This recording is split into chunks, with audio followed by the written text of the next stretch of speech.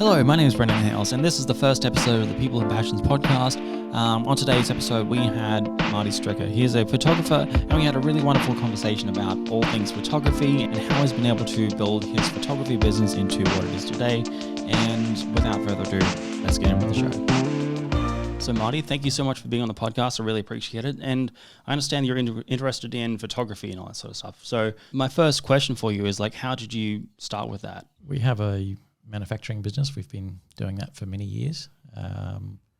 Even though I've had a camera in my hand since forever, the camera was never really used. It was more as a reference than anything else. And with our business, it was, let's give it a little bit of a rebrand. We're going to need some content and so on. That was about 2016. And I just did some quick stuff on the iPhone because my camera that I had at the time, I don't know, it had a multi-lens or whatever it was. So used the phone and, got some cool shots. It was great to kick off a bit of a reshuffle and brand for our manufacturing business. We make timber outrigger canoe paddles.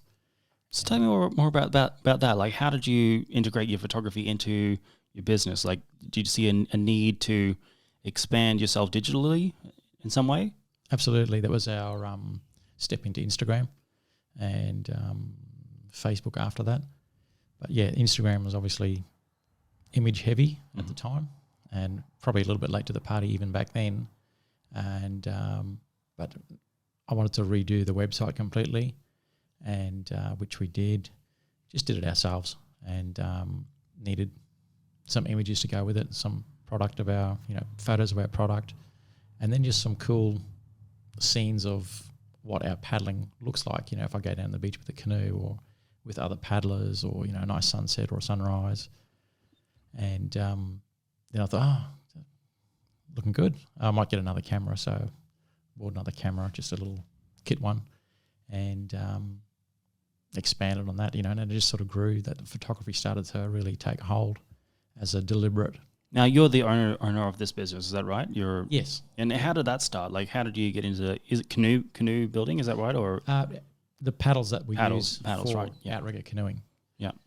So we lived down at the beach where there was a resort being built, and we're a cabinet maker by trade. That's what I do, and there was a need there to get some paddles when I started paddling, and they said, "Oh, can you think you could make a paddle? It shouldn't be too hard. I work with timber all the time." So yeah, so we started that business, and that took over then from our general cabinet making. Cabinet making was changing at that time also, going to not so much furniture and construction. It was more like flat pack, that style, the way it currently is.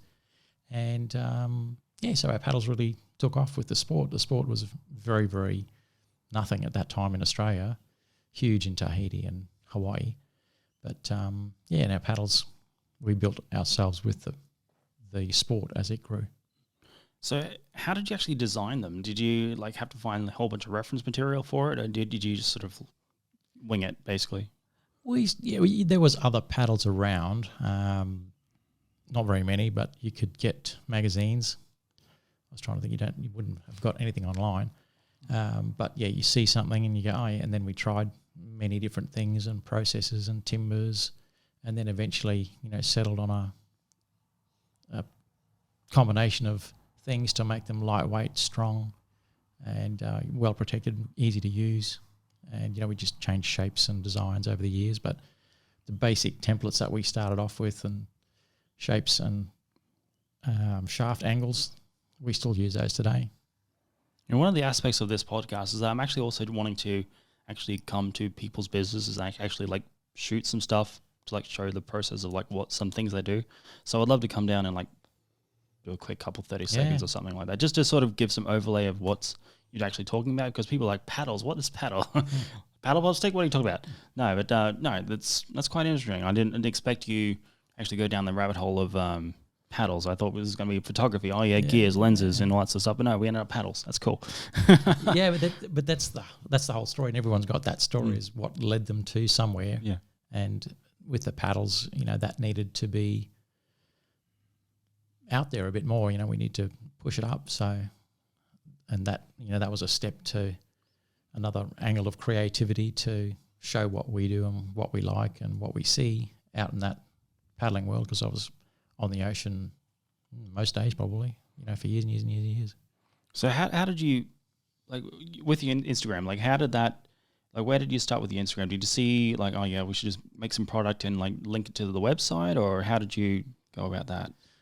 Got a few images, got the website up. I thought, okay, good way to promote it, get in front of more people, and just a different way of showing them what we're around was, I just took pretty pictures, and usually I stuck a paddle in there or a canoe. It took me a long time to eventually put myself in it, do like put the camera on a tripod or something and walk out and do something, because it was hard to get a subject to do exactly what I wanted. My family weren't that keen. And so now I get a little bit of stick, there's no photo of you in this one. Okay. I suppose, you got to be able to demonstrate your product in a very convincing way. Yeah. Have you seen, like, what's your business been like? So have you just started from that and you've like escalated it from there? Or have you got like an entire production line for it, or how's that working out for you? Yeah, our paddles probably before 2016, in the late 90s, 2000s, that was like the peak of it for us, where we've probably had up to 5-6 people in our little shop manufacturing. So we were very, very busy doing that.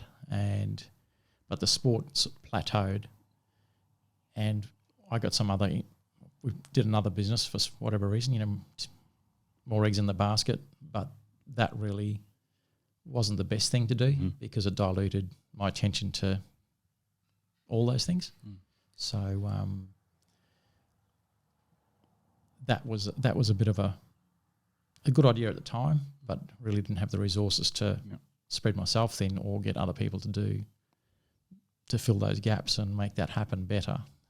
So kind of dropped the ball on the paddles, and it's just been bumbling along, which we've sort of just recently been able to gear up again to get it into more of a mainstream.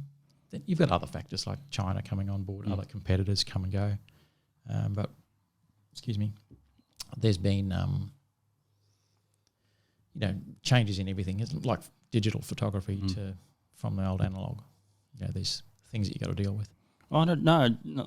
Speaking of going back to analog, I actually have gone back to analog. I started with digital, then I've gone back there as well. I've actually got a couple of 35mm cameras because I'm actually my actual last assignment was actually photography, oddly enough, even though I've been doing photography for like 7 or 8 years up until that point. But okay, fine. But I decided for my last assignment to actually do a photo shoot purely on 35mm, just to sort of challenge myself. I was dabbling here and there with 35, but I was like, nah, for the last one, you should it's like it comes full circle. Yeah. And I shot a few rolls. I did like a fake fashion brand. I created it from scratch. The brand name means absolutely nothing. It's Bedrock & Co. Fashion Design. I thought of it because I was watching the Flintstones one day. And so I did that, and I thought, well, we'll do it all on 35 and see how we go. And it actually turned out pretty all right. I was pretty chuffed about it. And I've sort of continued to dabble in it here and there. Colour, black and white? I did colour for the fashion shoot, and I ended up sending that film away to get developed because I wasn't game to do that myself. But I happened to come into possession of like 2 developing tanks, just randomly. Someone just goes, oh yeah, take them. And I didn't even touch them for like 4 or 5 years. They've just been sitting in my stuff. And I was like, hang on, maybe you should actually try and do this. And I actually went and bought some actually developing chemicals a couple of months ago. And I've done a couple of rolls here and there, but it's a long process. I'm slowly but surely stacking up. There's like several rolls in my fridge waiting to be developed at the moment that I haven't gotten to, but hopefully sometime this weekend or the weekend after that I'll get to it. Yeah. I've got an analog or a film camera as well, which I've just got loaded black and white in there. But I haven't taken too many on it. It's one thing I like about the film, which I try and pretend that I have a film camera even with my digital, is just to take your time and look at the scene and try and make the most out of it before you push the button, and to make the photo, not to just take a snapshot. and that's where film comes into it, because you can't just reel off 1,000 photos. It's crazy. No, I agree with that 100%, because it sort of forces you to look at photography as like, oh, okay, what are you actually doing? Are you taking pictures, or are you trying to make art with it? So yeah, like yesterday, Sunday, during Father's Day, across the road here there was Jazz in the Park, or what it was, and I thought, you know what, I'm gonna take my camera out, film camera, and I put an 135mm lens on it just to try and like push in, because it felt a bit weird just like walking into the middle of the crowd just going with the 50, so that felt weird. But no, it was pretty good. Yeah. I only did maybe like 5-6 shots at best, and I was like, oh, it's hot. Yeah. I was there shooting as part of a job. Oh, okay. Yeah. Probably saw me walking around with a tripod, and This was at like 2 o'clock. I was like, I'll just go for a walk. Okay. I'll go for a walk, see what happens, and I was just like, yeah, I didn't. I think I come in after that, but it was a good good evening actually. Yeah, it was really good. Now what to talk about? So like how do you, so you went from paddles to discovering photography. So I guess like the next question is like, how did you sort of build a bit of a business with that? Yeah, it was because we had 2 other things on the go, our paddles and another business, which we don't do anymore. My photography was just about going out and doing it from my paddles, shooting whatever I liked. And every now and then I'd do in a little event or get a little job. Did some like freelancing for papers and so on. And then every now and then you get another paid job. But I would pretty much just try and learn my craft, really, just practicing. And eventually, like I said, you get a few more jobs in and I can make a bit more time towards that. So that's it's just a building thing, and I think there's no quick, easy way to do these things. Like to think there is, but and every other time it'll be a moment of I'm pretty happy with that. Yeah, and then that happens. Yeah, and then someone comes along and goes, well, that's okay, but did you see this? Did you look at that? You go, oh my God. I try not to look at the competition too much, because then it kind of gets you in the back of your head saying, oh, you're not doing good enough, you're not doing good enough. No, I try not to do that. For me, one of the things I actually struggled with was understanding how contrast worked. Like understanding how the difference between the black and the white, even though it's fully color, you can be washed out, it can be really, really saturated and beautiful and that sort of thing. And it took me a really long time to try and figure it out. Like it wasn't until I started doing black and white photography that I actually kind of like, oh, now I get it. Sometimes it could be too much, sometimes too little, and yeah. Yeah. I think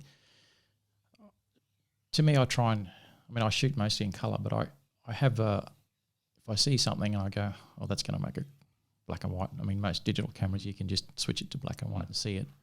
But I haven't done that very often. But when you see it, you go, oh, that's going to be, I like that. And then that's when it's like film, like your digital is just the raw image. It's the starting palette. After that, you've got to do, well, you don't have to.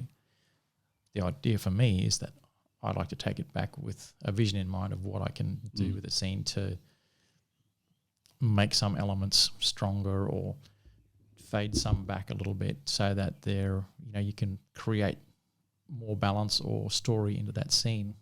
So that's I think it's a really big part. It's like developing your film. Like even if you were just to straight out develop your negative, you can still do quite a bit of it when it goes to print. I mean, even when they say the old masters and they take a shot and that was it, out of the camera. It's never that. Because there's a whole lot to it. Yeah, I mean, even the masters, they would spend I don't know how many iterations of that negative to different prints that they would treat in different ways to get something out of that scene. Yeah, that is the one thing I haven't done yet, is try and do darkroom photography, or like get into the darkroom and try and do it myself. That's the next step. But you can do that digitally too. Mm. Like you can scan your negative and then take it to whatever program you use to to develop it as such. Yeah, it's the only thing I don't have. I don't have like a proper film scanner at the moment, so I'm just doing like it. I've got this cheap one I bought for like $200. It's not. It's okay, but it's not. It's not like if you'd send it away to a lab and get it properly scanned. It's not that. Yeah, I'm pretty sure in town they'll do it. Oh, okay. You just have to. Yeah, I'm pretty sure because they'll develop it and give you back your negatives and print them if you want them, or scan them. Yeah, so you can get them onto I don't know how they deliver them, disk, USB, whatever. Disk does that happen anymore? I'll have to inquire. Yeah. Yes. Yeah, but that's photography is a great tool, but it's a never ending. Like I'm at the almost about to take the first step on a very long ladder. That's how I feel. Yeah, every time you think you take your step, you go, oh, yeah, okay. There's way more to it than I can explore than where I'm at. And it's what do they say? It's like the 10,000 photo rule or something or other. 10,000 hours or whatever it's called. Yeah. So, to learn a skill. Yeah.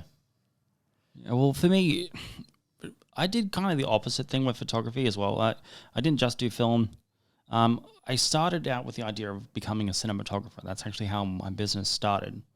And I'm all about like the video productions, that sort of thing. And it's like every sort of cinematographer I would ever sort of research or watch or read like an interview from, they said, oh yeah, well, I just shoot photography here and there. I was like, maybe I should pick up photography as well. And I kind of did. And that's kind of took it in that direction.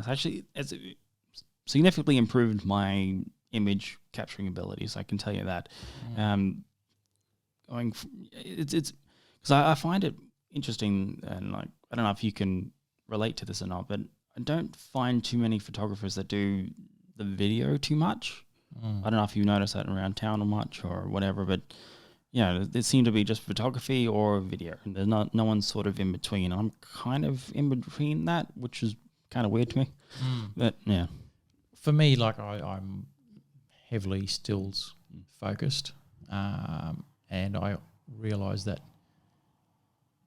I need to get like just basic behind the scenes and things like that to some sort of motion content, because that's Instagram now is very heavy on moving stuff. So, and my cameras can take unreal footage, but it's because you're concentrating so hard on the still image, especially if it's not if it's a landscape, that's different. But if you're into some sort of event or action, it's difficult to switch from taking a still to then making some sort of quality motion recording. So it's my focus just goes. It is a mind flip, because it's a, even though you're still taking images, it's a completely different beast. So I had to do that last weekend. I did another event out at the harbour, and they actually asked me to do like a minute long video. I was like, oh god, here we go. So I had like two cameras on me, one like a telephoto and one light wide, and had the gimbal going around. That was a minefield. Yeah, that was hard. That's hard when you've got to, you don't want to miss a good still shot, and you don't want to miss any of the motion action. Like peak moment of something that's going on, or a culmination of something that's happening.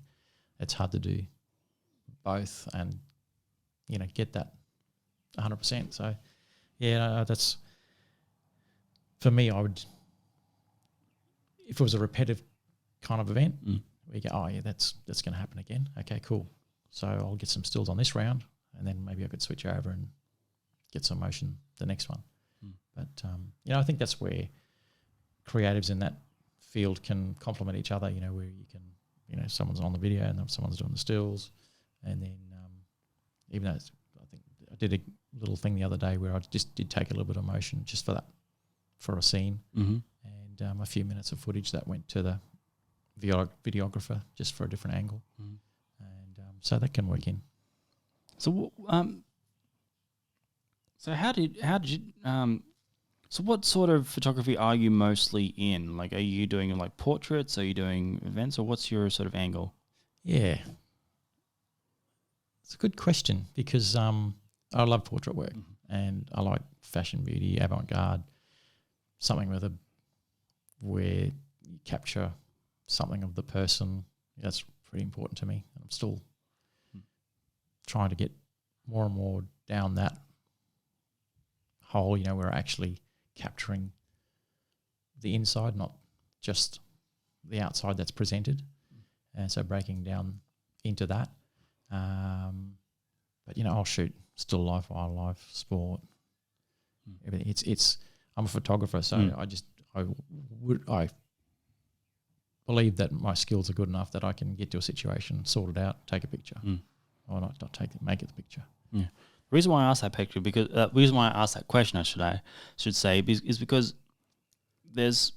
when you say photographer, there's a whole bunch of subcategories of what that defines a photographer. You know, there's people that purely do sport. They do sport, and that's all they do. Yeah. They don't do portraits or anything like that. Then there's like the wildlife people who just do wildlife. They can't be bothered with dealing with any people. No. So it's kind of when people ask you, oh, do you know a good photographer? It's about like, you know, yeah, I know several photographers, but, you know, what kind of photographer do you need? Do you need someone who can do stills or like portraits? Can you do events? Can you do sports? Because they're different beasts altogether. And, you know, if you get Uncle Bob who knows how to do the wildlife thing, he's probably not going to do your wedding too well. If you know what I mean? No, that's right. Yeah. And I don't really do weddings, but a very good photographer in town actually gave me a bit of a chance back in the day, and I assisted with her for quite a few weddings, and you know, that was a really good insight and made me realise I don't really want to shoot a big long wedding, and but she's really good at it, and you know, she's got a lot of skill and a lot of history locally, and so I would do a wedding, but I'd be like, I'd rather do it like documentary style, where it's subtle, and if they want a posed photo, you know, I still do that. Like I'll, even at an event, I'll go, oh, there's a nice little spot. Come with me. There's a nice couple. Let's sit down. We'll set up a couple of lights or do something and make a nice, deliberate portrait. And, you know, the rest of the event will be just like people yahooing and posing for, you know, their normal like photo booth photos and things like that. And then whatever else is going on. So I don't like to pigeon myself too much, but portraiture is I really love portraiture. Yeah. Yeah. Like I will admit my least, like, I'm okay with most stuff. Like event work's kind of my bread and butter when it comes to most photography. That's what most people ask me for. Because I used to do the nightclubs up here some years ago. That wasn't fun. Yeah. Like you'd start a shift at like 11 o'clock and finish at 3 a.m. You could do it for a little while, but man, after 2 years, yeah, that's a big grind. No, not great. Not great, because you kind of lose your weekend basically. Yeah, that's right. Yeah. And a lot of stuff, that events and those sort of things are on the weekend, or sports or anything like that. So yeah, I've had a couple of busy weekends, but you know, I love doing it. So, you know, and people too, like if it's a family or something that's going on there, you know, they're often the most free on the weekends as well. And so I'm happy to do it. So how do you like generate business for yourself? Do you like do you create adverts for yourself on like Facebook or word of mouth, or what's your process? I haven't gone down that Facebook ad thing or Instagram ads. I do put posts up, which I'm struggling with at the moment because I'm kind of anti-social media, but it's one of those necessary evils. And so I just put a regular post on there and try and make it interesting. I usually say too much. You know, I talk the story instead of letting images take too much of the story. And so I have a couple of Instagram pages, one for photography, one for our paddles, and same with Facebook. And yeah, but no advertising. Most of it comes from just pushing myself out there, talking to people, and other people referring me if I've done a reasonable job and they're happy. And that's pretty much what I rely on. And the you know, people do see the photos and they ask questions. Oh, you know, have you got any of this and this? You know, from whatever event, and you know, they'll be available if they want them. Pricing is another thing. You know, like I'm not going down the $20 shoot and burn rabbit hole. I put a fairly high value on what I do. Yeah, as you should. Yeah, and Yeah. I think that makes it hard for the people that are trying to do that, because there's so many people that'll do it for, if they had to make a living on it, they couldn't. It's great little bit of pocket money, but they don't realise how much time they're probably putting into, their practice of their gear, and then what it takes to make the photo better afterwards, processing, talking back and forth with the client. It's you can burn time. Oh yeah. Like videos are like compound that whole thing by It does. 10. Yeah, well, the last wedding I did, I not only did I take the photos, but also shot their ceremony video at the same time.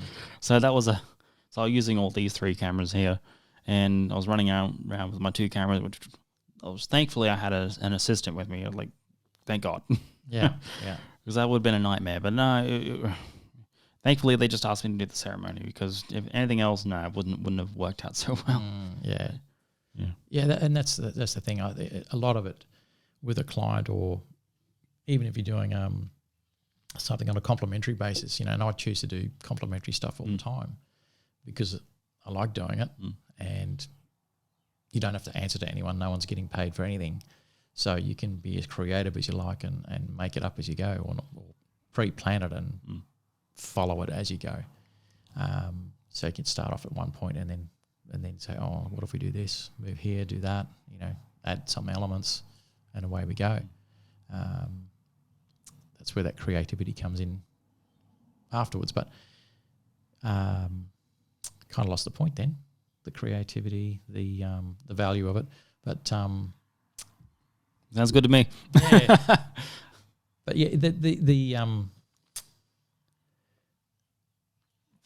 the time that it takes, like to be able to do that, or to have those skills, that's all got to be factored in, because a lot of people, if they've got a skill in something and they've been doing it 9 to 5, they don't want me coming around saying, oh, can you come do this for free or for nothing or for, box of beer. Some people do, but, I regretfully do did do a one for free, but it was okay. Oh, I don't want to say which one it is, but it was. I'll bleep it out. But it was like Relay for Life. I did that one for charity thing. I was like, it's okay. I'll do it for 2 hours. It's fine. Yeah. Yeah, I think you've got to do those things to get your name. And I mean, I do stuff for a local group that I just hope that they pass my name on. I've done it for years, and sometimes they'll come to me and someone will want an image, and I'll get another job off it, or other people see what I'm doing, and then they'll eventually go, oh yeah, we can use you for that. How much do you charge to do something like that I've seen there? And that's hopefully how those things come back to you. And free is a bad word. Should be complimentary, or whenever I do something for free, I'm also thinking of like, what angle can I spin this? So that sounds bad, but how can I generate extra business from this free event or something I might be doing? Is there some way I can make this work in my favor in some way? Can I, generate a handful of more clients that way? And that's kind of how I did the Relay for Life event. They ended up putting my branding on their page, where I was like, okay, that's cool, I can do that. Yeah, that's what you hope for, that they get a win, you get a win, and that snowball rolls a little bit further and gets a little bigger, and you get a little bit more traction from other people who see all that, especially if they like your work.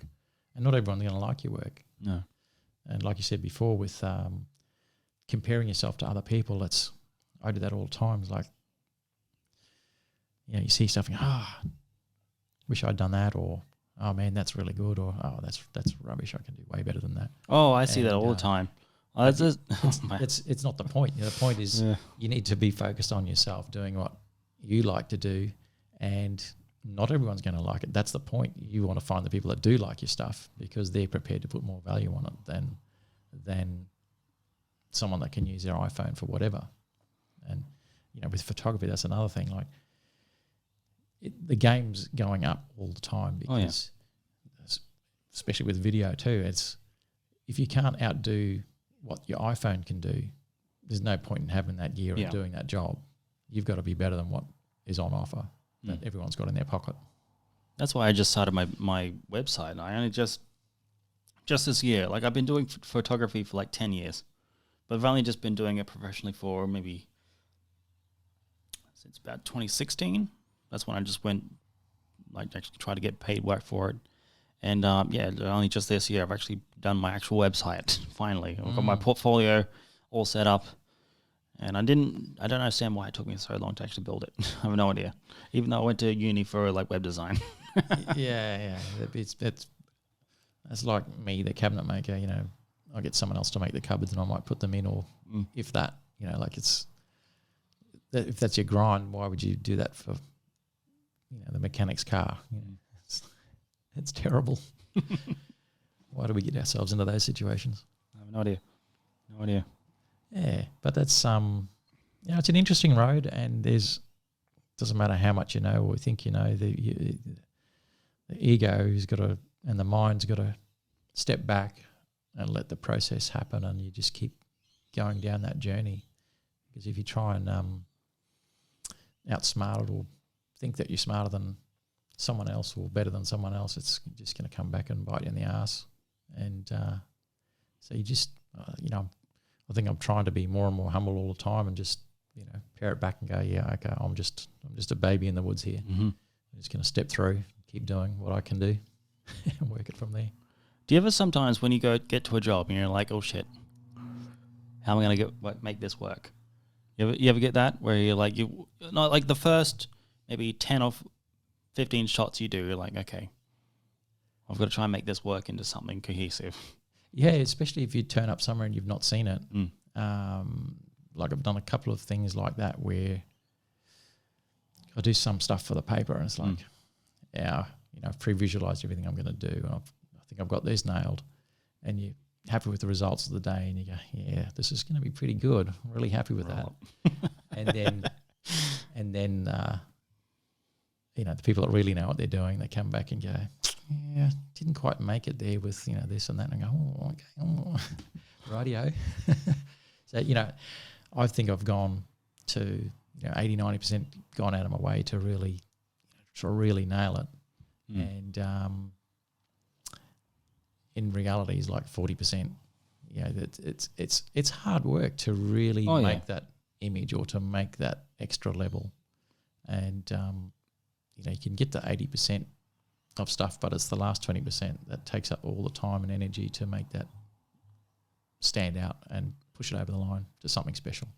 Yeah, I know exactly what you're talking about. A couple of days ago, or maybe a couple of weeks ago, a friend of mine asked me to come and take some pictures of a couple of dancers doing thing, and I was like, the lighting in the studio was kind of bland. Thankfully, I actually had like a light kind of like this going on. I was like, all right, how am I going to sort of make this work? And I turned off all the lights maybe after like the first 100 photos I took, and then I was like, okay, so it's black. How can I make this work? And I ended up putting a light behind them facing me. So the light was coming directly onto me, and as they were doing their pirouettes or their jumps or whatever, it would create like a silhouette, and there'd be like a really cool like rim light going around it. I was like, oh yeah, I know what I'm doing now. And that happened like probably in the last maybe half hour I was there. Yeah. It was just like a Sunday. I was like, oh, I got nothing else to do. All right, cool. I'm just going to do this. Yeah. I think you practicing like that and trying different things is the only way to understand it. You can watch all the YouTube videos and listen to podcasts, but until you actually get a hold of some gear and try it. I've got a mannequin at home, and I'd try all sorts of different lighting and bits and pieces on that to just practice that sort of stuff, because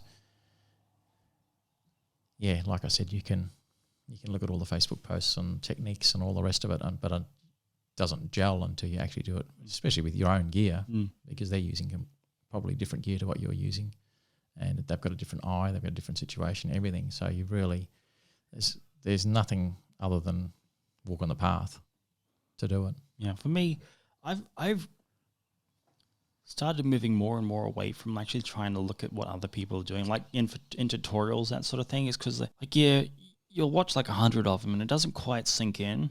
Like you're saying, you sort of have to put the pen to the paper and get it working.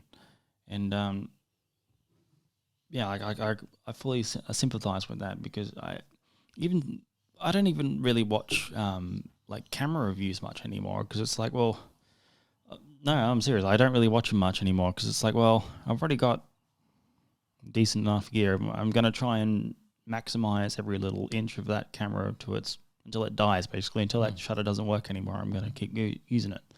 So, yeah, yeah, gear and stuff doesn't interest me. I like the gear that I've got, and I went to that gear from another brand because I could see something in it that really suited what I did, especially by the beach, ocean, water. That was just another level for me to allow that flexibility, and